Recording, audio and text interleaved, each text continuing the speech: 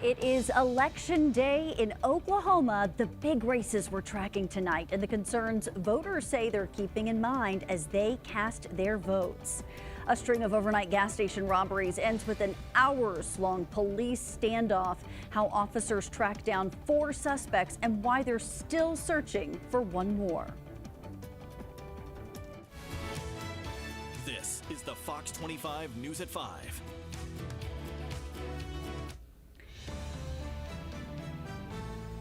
Election day has arrived in Oklahoma and voters are weighing in on everything from statewide primary races to a proposed minimum wage increase.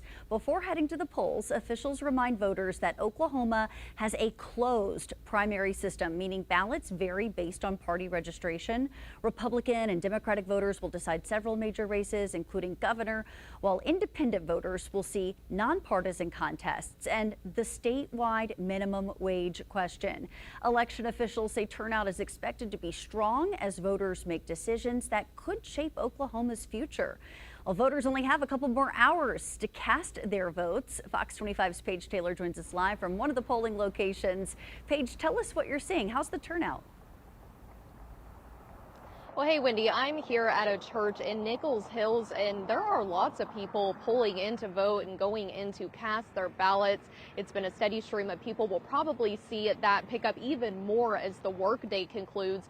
But voters were able to early vote last week. That happened last Thursday through Saturday. Data from the state election board shows tens of thousands of people came out to the polls for early voting last week. Oklahoma historically ranks low in voter turnout. And we talked to some voters today about the issues on their minds as they headed to the polls. Education, budget, and then roads. The minimum wage is very important and the leadership of the country, and I hope we do some big turnarounds. The polls close in just a couple of hours at 7. And a reminder, if you are in line by 7, you are permitted and able to vote. Reporting live in Nichols Hills, Paige Taylor, Fox 25 News. Thank you, Paige. And one of the most closely watched races this primary election is the race for state superintendent. Whoever voters choose will take over this spot overseeing public education all across the state. Fox 25's Emma McAndrews following this race for us tonight. What do we as voters need to be watching for in this race as the results come in, Emma? Yeah, Wendy, I'm outside here at Othello's Italian restaurant in Edmond, where Adam Pugh will be having his watch party here in just a couple of hours. Now, Pugh is one of the candidates, the Republican candidates running for state superintendent. However, it is a pretty crowded field. Several Republicans looking for that superintendent spot, including John Cox, William Crozier, Robert Franklin, Tony Hasbeck, Brenda Herlin, Adam Pugh, and James Taylor. Now, whoever wins this race will face one of the Democratic nominees. There's only 2 for that election tonight. Now, the governor has not endorsed this race, which is our last superintendent, Ryan Walters, who was endorsed by Stitt. So that's something interesting that has been talked about for this election is, improving from the last state superintendent and so many controversial topics during Ryan Walters' stint as state superintendent. Now we're going to continue to follow this tonight. Like I said, we will be here at Pugh's watch party, getting reactions, seeing how people are thinking he will do in this race, and we'll continue to follow it. We'll bring you the latest. Reporting live here in Edmond, Emma McAndrews, Fox 25 News. Emma, thank you. And the gubernatorial primary race also jam-packed with Republican candidates this year. Chip Keating, son of former Governor Frank Keating, one of those candidates vying for governor. Fox 25's Rob Hagan live at the Petroleum Club at Keating's watch party. Hi, Rob.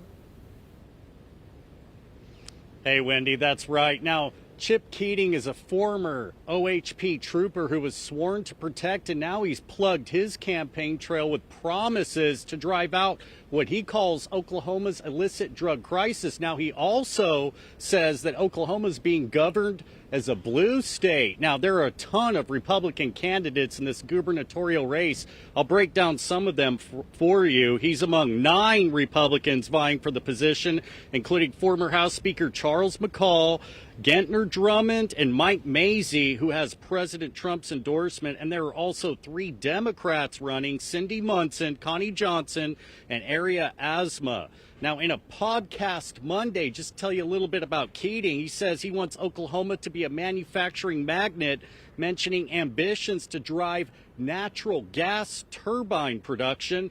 The Republican also addressed controversy surrounding statewide concerning AI data centers being a national security issue. Now, you know, data centers have been a hot topic statewide. He mentioned no subsidies for those data centers and no groundwater, and talked about having local control. He did not say he was opposed to the data centers coming to Oklahoma, but was opposed to them if the cities were opposed. Now, finally, Keating mentioned Oklahoma could be a no-income tax state and wants elderly residents to not have to pay property taxes. He's called paying rent to the government. Now, there's also controversy surrounding Keating. He's accused that he's had to resign as Oklahoma's Secretary of Public Safety from 2019 to 2020 after violent crime spiked. Now, there are also accusations when he was sitting on the board of OU Health that transgender surgeries were being performed on minors. These are claims that Keating has denied. We'll stay on top of it and keep you posted. Now, the polls close at 7 p.m., so make sure to get out there and make your voice heard. Until then, live at the Petroleum Club in downtown Oklahoma City, Rob Hagan, Fox 25 News. Rob, thank you. And when the polls close tonight at 7, head over to our Fox 25 Facebook or YouTube page. Adam King and I will have the first results as they come in. You will hear from our political experts on their predictions and reactions when all the votes are tallied. And we have a team of reporters stationed at watch parties across the state. We also want to hear from you on social media. What are your big questions about tonight's primary election? Be sure to watch our Fox 25 Beyond the Podium Election 2026 coverage starting tonight at 7 o'clock. Well, Fox 25 Chief Meteorologist Jack Griffin's got your back with a first look at the forecast this evening. Pretty darn good for an election day. Yeah, it really is, Wendy. Just a few more hours left until polls will be closing, and temperatures remain still really warm out there. We're generally looking at temperatures to remain in the upper 80s and low 90s for the next couple hours. That's what our planner looks like for the remainder of our election day.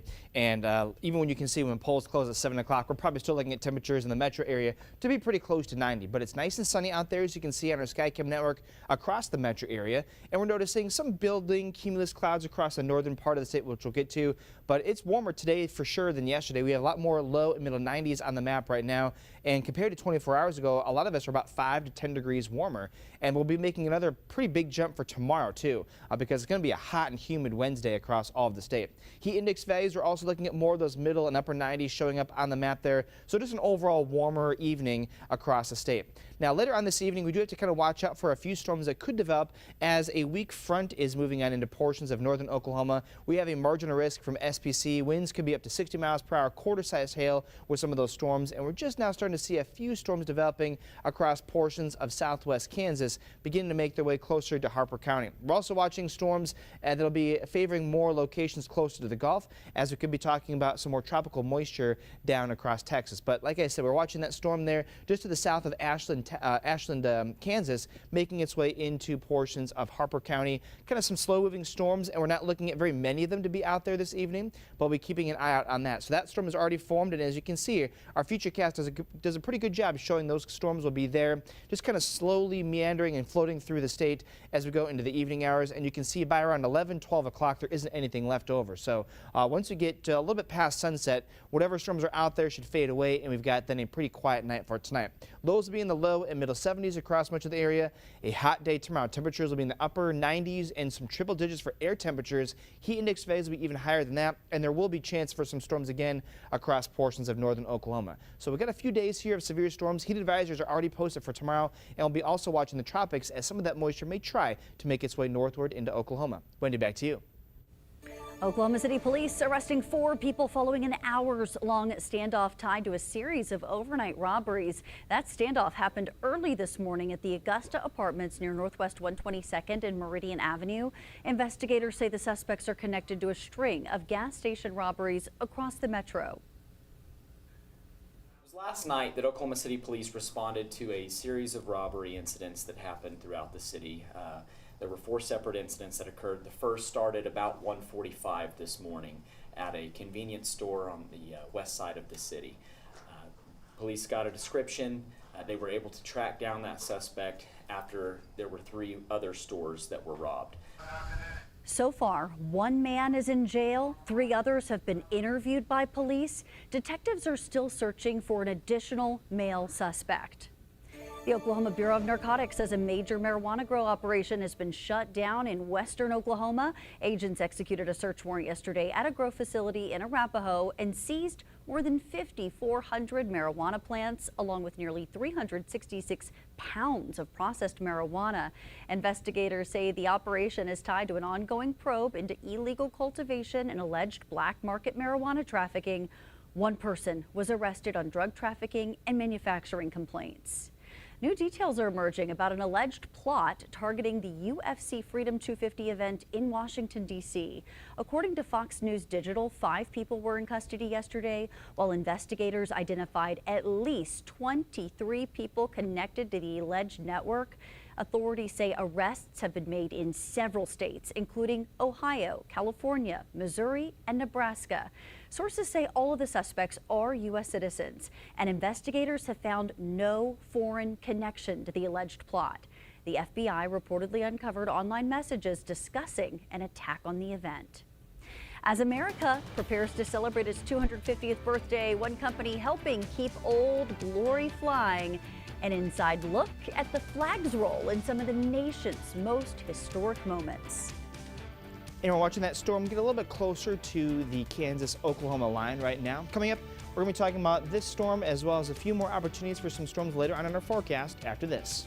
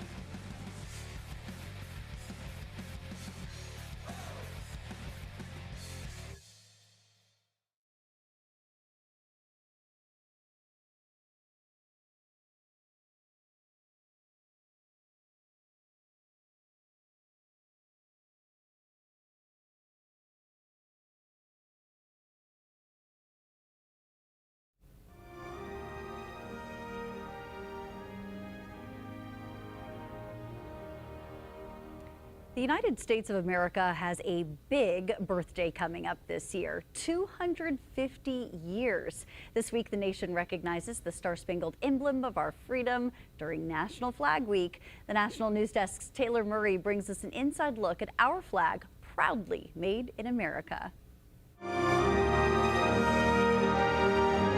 Amazing America 250 is sponsored by Balance of Nature. For nearly 250 years, Old Glory has stood as an enduring symbol of our nation. And for over a century, many of the flags displayed during some of America's most significant milestones came from the same place. A banner of red, white, and blue woven into history on June 14, 1777, when the Second Continental Congress officially adopted the first design for the American flag. And woven into its history is Valley Forge flag. We just love the fact that we get to be the caretakers of the flag. Since the early 1900s, through both world wars, in times of triumph and tragedy, it's a job that's been handled with care, producing the American flag. Across all 6 Valley Forge flag manufacturing facilities, Vice President Reggie Vanden Bosch says there's a shared sense of pride among the company's more than 400 employees. It's never lost on them that they're making the national symbol. That love of country sewn into every stripe, stitched into every seam, embroidered into every star. It's 100% domestic. Made in America for America with the highest quality American-made materials. It's really a nylon that's made for the flag industry specifically. A long-standing government and military contractor, the flags are displayed at some of the country's most significant locations, like the U.S. Capitol and Arlington National Cemetery. Name a pivotal moment in American history, and chances are a Valley Forge flag was part of it. Our flags were there at Normandy on D-Day. In fact, one of the first ones to actually make it to the beach. During times of victory and liberation. Evidence is also that a Valley Forge flag flew over Buchenwald when they took down the Nazi flags and put up the American flag. Through periods of national mourning. 4 of our flags were draped over the caskets of 4 presidents, including John F. Kennedy. In the Challenger disaster, when NASA actually retrieved things from the bottom of the ocean after that, and they retrieved a Mylar bag that contained an American flag, surprisingly survived. A witness to American achievement. Probably the single most prominent flag was the flag that Neil and Buzz planted on the moon. And as America celebrates another major milestone this year, 250 years, I bet you can guess the item that's in really high demand. When purchasing an American flag, look for the FMAA certified Made in the USA seal. This means it was made with domestic labor and resources. For Amazing America, I'm Taylor Murray with the National News Desk. Amazing America 250 is sponsored by Balance of Nature, the phytonutrition company. We've got about an hour and 40 minutes left until the polls close, and temperatures are still going to stay quite warm over the next few hours, with temperatures still kind of hugging the upper 80s and low 90s across much of the state. Now, we are kind of turning our attention to a few more storm opportunities. We have one now that's just south of the Ashland, Kansas area, trying to make its way into Harper County, but then we also have one that's in Beaver County as well that just popped up. So we have a couple storms that are out in the far northwest parts of the state and the eastern panhandle, and this was not exactly surprising. There is a weak front that's trying to make its way farther southward, and basically it's kind of right in line with the actual border right now between us and Kansas. So there could be a few storms that try to develop along that over the next couple hours. Won't be very many of them, but that's what we're watching. We're also watching the tropics as well, more specifically the Gulf, as that low that's there off the coast of Texas may become something. It doesn't really matter if it does or doesn't. For us, though, we might be looking at some tropical moisture trying to surge northward, but I think, though, that later on this week a boundary is going to kind of prevent that from happening. But we'll talk about that in just a little bit. So you can see we have a marginal risk for this evening for gusts up to 60 miles per hour and quarter-sized hail from the Storm Prediction Center. Our model's doing a good job showing where those storms are coming from, kind of that southwest Kansas area, moving on into northwest Oklahoma over the next few hours. We may not see as many storms as this, but you get the idea. We're only looking at a few isolated storms to be moving on through primarily more of northwest Oklahoma into maybe north central Oklahoma. We'll see how far south they make their way, potentially towards the metro. But as you can see, by pretty much around 11 o'clock o'clock or so this evening, they're all gone, and then we're looking at a mostly clear sky and a really warm night for tonight. So only a little bit of us will actually see storm activity for this evening. There's also a slightly better chance for some storms to develop along this dry line cold front combo for tomorrow. Again, watching the potential development of a system down in the Gulf, but we'll see how far north that system can go, because we are going to be talking about this stationary boundary kind of preventing that flow from getting into our area. But even north of that boundary, there could be a few storms that we have to talk about for our Thursday before things begin to dry out temporarily as we head on into the beginning of the weekend. So there'll be some really hot and humid days here in the forecast. One of those is tomorrow. We have a high temperature of 98 degrees. Heat index values will be up to around 105 in the metro, and we're easily looking at spots within this zone to be in that 105 to 110 range for your heat index values. That's why there's a heat advisory. So just take it slow out there for tomorrow. That goes especially into the afternoon and early evening hours. 1 to 8 o'clock is really when that advisory takes place. And then tomorrow, there's that dry line cold front combo kind of sliding once again into the northern part of the state. Another margin of risk out there for our Wednesday. And so as we go throughout the day, it's going to be just a humid, hot day out there. So again, if you work outside, just take it easy. But then as we go later on into the evening, there's our boundary coming on in. You don't really see much activity with this model run, which could be a actual true thing. We may not see very many storms out there for tomorrow. And then on Thursday, we do have a slightly better chance for some storms to develop as that stationary boundary is kind of sliding southward. And so kind of along the north of that, we could be talking about a few scattered showers and storms out there for our Thursday. Overall, not exactly a super high chance for rain showers and storms this week, but we'll be looking at that daily chance to be basically there of those low-end storm opportunities going into next week. And temperatures peak at 98 tomorrow, kind of taper off a little bit, then rise back again over the weekend. For millions of children, summer break can also mean losing access to regular meals. How Sinclair Cares and Feeding America are working to fight hunger and help families in need this summer.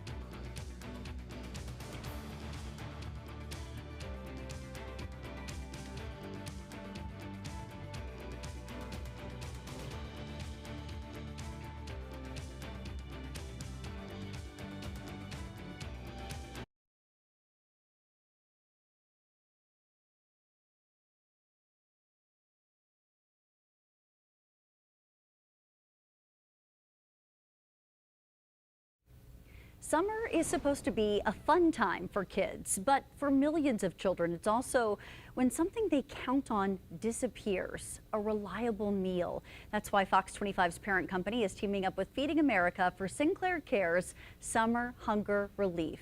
The National News Desk's Angela Brown explains why this program is needed. Summer break is here for millions of kids. That can also mean losing access to a school meal, but $1 can go a long way. How far can $1 go? $1 donated can provide up to 10 meals, help more parents may need right now. What do you expect this summer? Do you think the need will be greater this summer? We are concerned that need is going up. The affordability crisis is real. The cost of gas is really high. Families are really concerned about being able to afford all of the basic necessities. That's why Sinclair Cares is teaming up with Feeding America for Summer Hunger Relief to make sure kids don't go hungry when school lets out.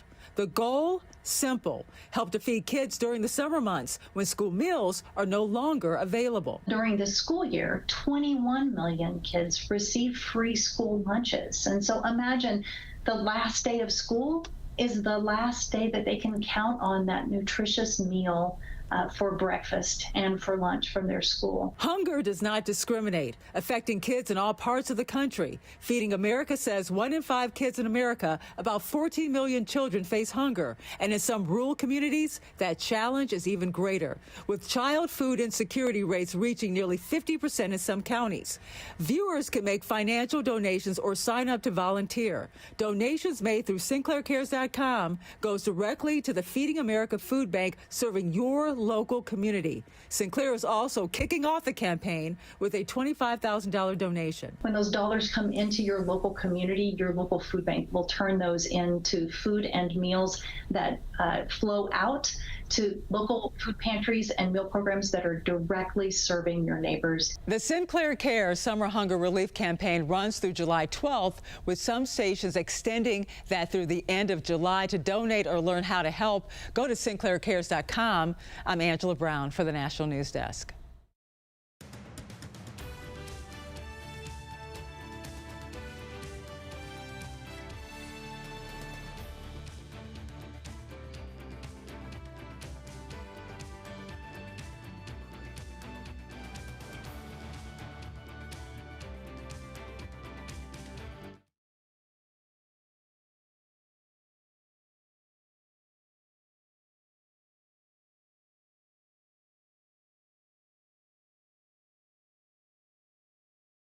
Mic check 1 2 3. Mic check.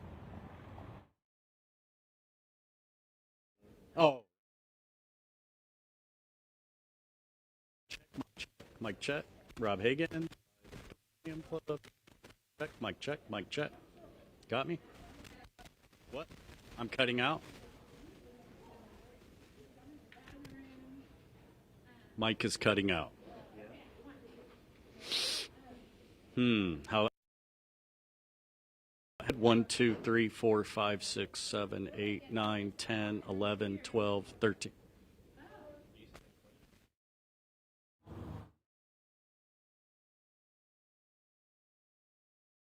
Mic check 1 2 3. Mic check 1 2 3.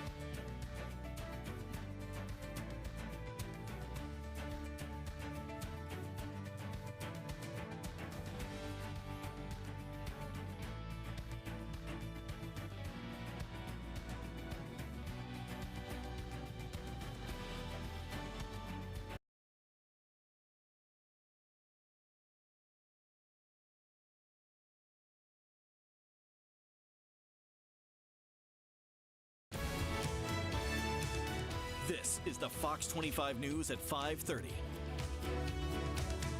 Starting things off right away with Fox 25's Chief Meteorologist Jack Griffin with your only local forecast at 5:30. Not too bad out there. Not too bad out there. Very warm, but as typically the case, it's going to be really hot though tomorrow, Wendy, with temperatures that'll be much hotter than today. So if you thought today was warm, tomorrow's going to be a lot different out there. We got just a little bit of time left over, about 90 minutes left for the polls to be open, and you can see that we are still looking at temperatures to remain in the low 90s when the polls close at 7 o'clock this evening with mostly clear skies. In fact, that's where we're standing right now with our sky conditions across the metro area, and temperatures are warm with a lot of us right now in the low and middle 90s. Again, tomorrow's going to be a lot hotter. You're actually probably going to be adding maybe 5 to almost 10 degrees compared to where we are right now to the temperatures tomorrow. So this shows you how hot it is going to be for our Wednesday.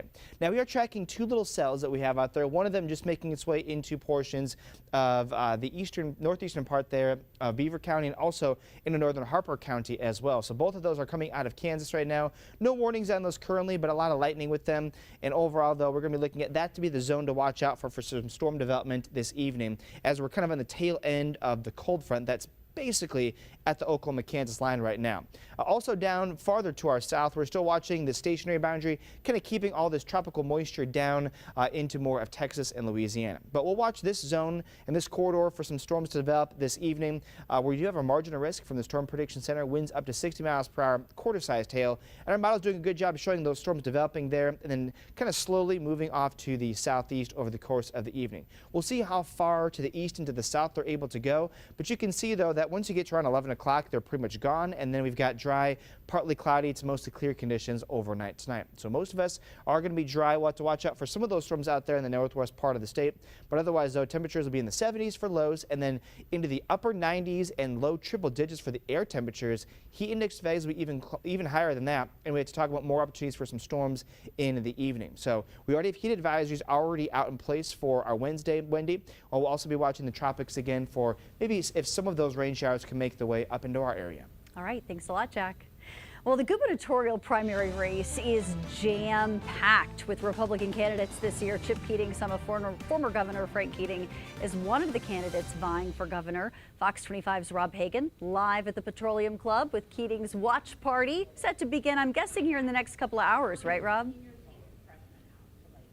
That's right, Wendy. Now, a couple words come to mind describing this scene here: bougie and fancy. We're on the 34th floor of the Bank First building, and check out this feast for the eyes right here. Check out this view of downtown Oklahoma City as everyone's bustling their after-work commute. Now, we were told that Chip Keating will be available to speak to the media about 6:30. That's 30 minutes before the polls close, and everyone right here is setting up balloons. You can see people are starting to show. There's quite a spread here as well. I'm told on the menu tonight, meatballs, buffalo wings, and some egg rolls on top of that. Now, Chip Keating swears that he was going to eliminate government waste spending and fraud, which we've done a lot of stories on campaign dollars being misused in multiple departments across the state, including political offices, even nonprofit organizations, and even sheriff's offices right here in the state. Now, he's also said that he's going to eliminate what he calls Oklahoma's illicit drug crisis. He says that there are a lot of foreign entities out there that are peddling illicit marijuana operations. And then on top of that, he is going to work on the education rankings. Now, a Wallet Hub study placed Oklahoma 50th in the nation in education. That study was in March, but I just did a report yesterday talking about the education rankings now at 48th. Now, that's from the Annie E. Clark Foundation, and that's based on 4th grade reading levels and 8th grade math levels right there. So we're going to stay on top of it. As soon as we can get to speak with Chip Keating, we'll update you then. Until then, live at the Petroleum Club, Rob Hagan, Fox 25 News. Rob, thank you. One of the most closely watched races this primary election is the race for state superintendent. Whoever voters choose will be tasked with overseeing public education across the state. Fox 25's Emma McAndrews is following this race for us tonight. Emma, what should voters be watching for in this election? Wendy, well, this is also a jam-packed race with 7 candidates on the ballot for the Republican side, 2 on the Democratic side. Now, we're here at Othello's Italian Restaurant here in Edmond for Adam Pugh's watch party, which is set to start here in about an hour and a half. And we haven't seen much going on just yet. Like I said, it's going to start at 7, so not much movement here yet, but we are here and ready to talk to the family, the supporters that are going to come out and see what they're feeling about this race. Like I said, this is a very controversial position that we're running for after Ryan Walters' stint. He had lots of controversial policies, ideas, and I think most of the opponents that we've been seeing during their campaign trails are trying to move away from what he had done in office, and a lot of them, what they're saying is getting back to the basics. Now, there are several people running, like I said, John Cox, William Crozier, Robert Franklin, Tony Hassenbeck, Deborah Hurlin, Adam Pugh, and James Taylor. They will face one of the Democratic nominees that are up right now. Now, some of the things that Pugh has been talking about in his race, he was elected to OK State Senate in 2016 and rose to the chairman of the Senate Education Committee. Now, he's running with several issues, focuses in mind. Hiring and retaining teachers, that's one we've been seeing across the board for several candidates running, and putting students first, working on education right there in the classrooms, and then also empowering parents, real education as well, saying on his website, no divisive far left propaganda. So we're going to continue to follow this race as it moves through into the nighttime. Hopefully we'll be able to talk to some supporters, maybe even Pugh himself. We're going to continue to follow this race and bring you the latest. Reporting live in Edmond, Emma McAndrews, Fox 25 News. Emma, thank you. With today being Election Day, one thing every registered voter in the state has on their ballot is the state question to raise the minimum wage. Fox 25's Paige Taylor joins us live from a local polling place with details. I know you mentioned, Paige, a little bit of an uptick in voter turnout as the workday was wrapping up for a lot of folks. That's right, Wendy. We've seen an increase in cars pulling in and people going in to cast their ballots. And like you mentioned, one thing that everyone has on their ballot is State Question 832.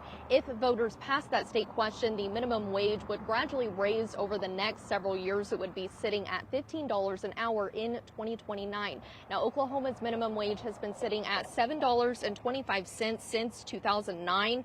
Now, after 2029, if this were to pass, the minimum wage would automatically increase based on cost of living measured by the U.S. Department of Labor's Consumer Price Index for urban wage earners.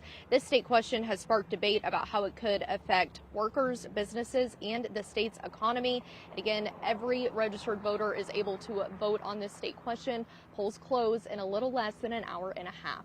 Reporting live in Nichols Hills, Paige Taylor, Fox 25 News. Paige, thank you. And when the polls close tonight at 7, head over to our Fox 25 Facebook or YouTube page. Adam King and I will have the first results as they come in. You'll hear from our political experts on their predictions and reactions when the votes are tallied. And we have a team of reporters stationed at watch parties across the state. We also want to hear from you on social media. What are your big questions about tonight's primary election? Be sure to watch our Fox 25 Beyond the Podium Election 2026 coverage starting tonight at 7 o'clock. Oklahoma City police arresting 4 people following an hours-long standoff tied to a series of overnight robberies. That standoff happened early this morning at the Augusta Apartments near Northwest 122nd and Meridian Avenue. Investigators say the suspects are connected to a string of gas station robberies across the metro. It was last night that Oklahoma City police responded to a series of robbery incidents that happened throughout the city. There were 4 separate incidents that occurred. The first started about 1:45 this morning at a convenience store on the west side of the city. Police got a description. They were able to track down that suspect after there were 3 other stores that were robbed.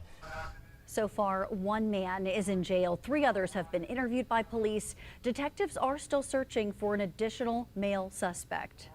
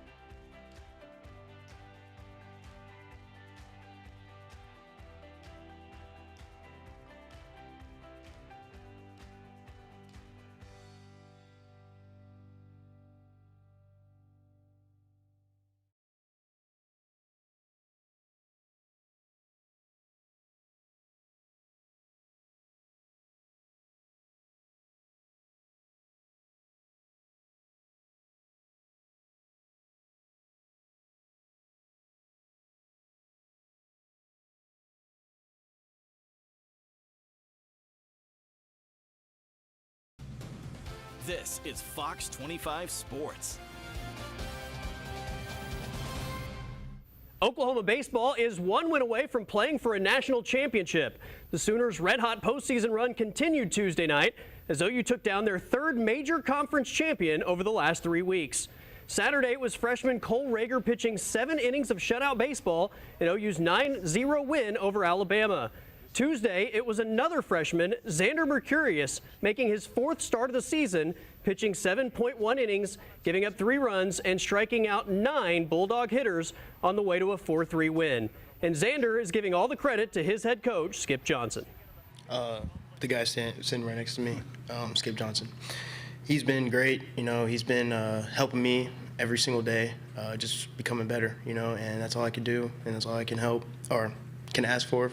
My teammates putting up runs in the first inning, helping me out, and just can't do it without my teammates, I thought Xander went out and was really calm in the first inning, made some really good pitches. We come in and big hit to start the game, and I'm really just proud of our team for getting some big hits at some times at the right time, and Xander really throwing, and Cleveland coming in and just trusting the process and taking it one pitch at a time. And really proud of these guys. Skip Johnson is not the only OU head coach impacting this team. Football coach Brent Venables is playing the role of hype man for the Cinderella Sooners. I mean, Brent talked to us for a second, and I'm going to be honest, he had me ready to go play linebacker, ready to run through a wall, so he's pretty good at what he does.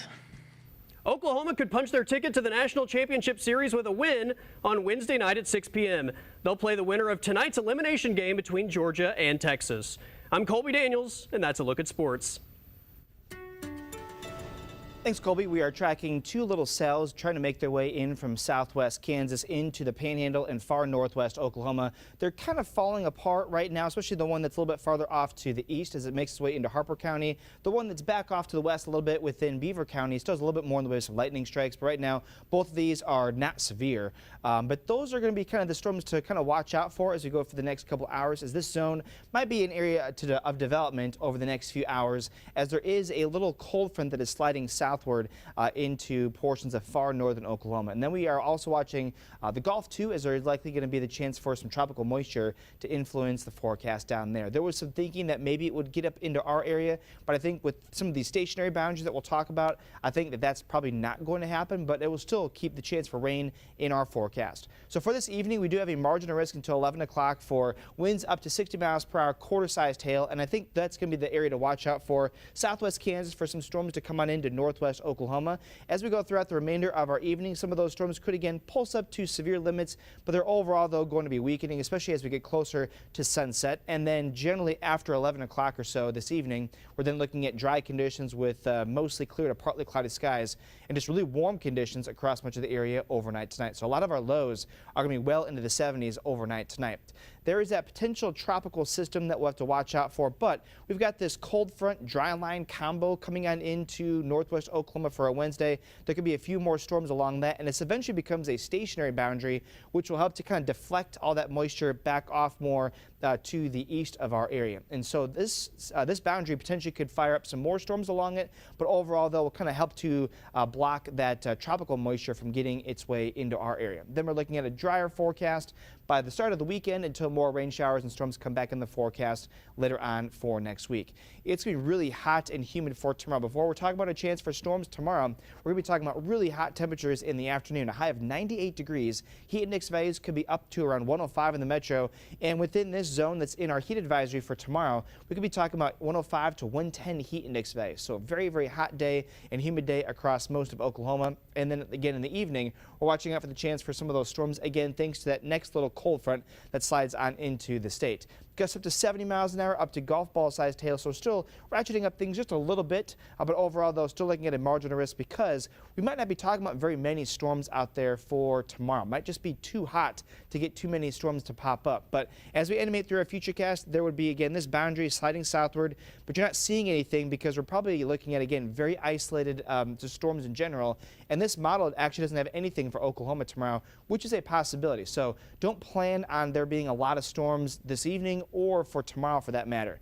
Now on Thursday, there's probably going to be a better chance to see more storms in our area as that stationary boundary will be in place. There's a margin of risk out for Thursday, but you can still see though for our Thursday forecast, we're still not talking about exactly a lot of storms out there for our Thursday, but I think though it's probably the best chance to get rain over the next few days, and then we're looking at a pretty dry forecast as we head on into the weekend before things begin to kind of pick back up again with just more of these low-end isolated chance for storms. And so you'll see with our rainfall totals over the next 7 days, generally east of I-35, 2 to 4 inches, west of I-35, up to potentially around 1 inch to 1.5 inches. So a bit of a drop off there with our temperatures by Friday, getting hot again over the weekend, and then dropping down again for next week. But the overall trend will be for us to stay fairly close to average for temperatures going into the 24th to the 30th, and then still staying maybe just a little bit rainier than normal during that same time as well. So 73 overnight tonight, much warmer with mostly clear skies. Again, we'll watch some of those storms, but there's going to be very few of them. So most of us are dry. 98 for the high tomorrow, then watching out for another isolated chance for storms in the evening. So again, most of us stay dry for tomorrow, and your 10-day forecast just shows a lot of storm icons. But again, look at the percentages. Those are all really low-end chances. We had to put it on there, but I think a lot of us are going to stay mostly dry for much of the next week. And the big takeaway is that heat is really coming back tomorrow. Yeah, tomorrow is bad, and then it goes away a little bit, but then it peaks back up again on Sunday. So we have a hot, humid day, then a couple of decent days, and then it backs up again. So yeah, it's summer. It's the way it goes. Yep. Here's a look at what's coming up tonight on Fox 25 at 7. It's FIFA World Cup, Argentina versus Algeria, followed by the Fox 25 Late Edition with your latest election results from across Oklahoma.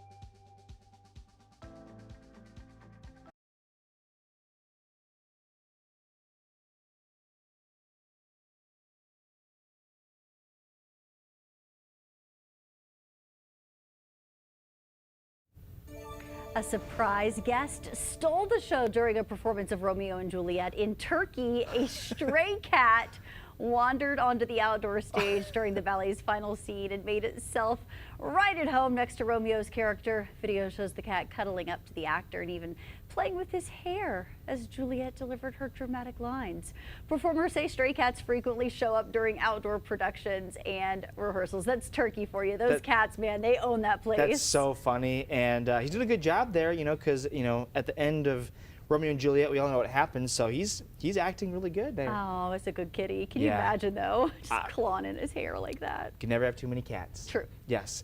We are watching a few storms out there this evening. They'll be staying across more of northwest Oklahoma. Very few of us are going to get any storm activity this evening. The same thing could also be said tomorrow, too. There's a chance, as you can see, but our main talking point with our Wednesday forecast will actually just be the heat and humidity. I have 98 degrees, heat index values close to 110, so take it easy out there for our Wednesday.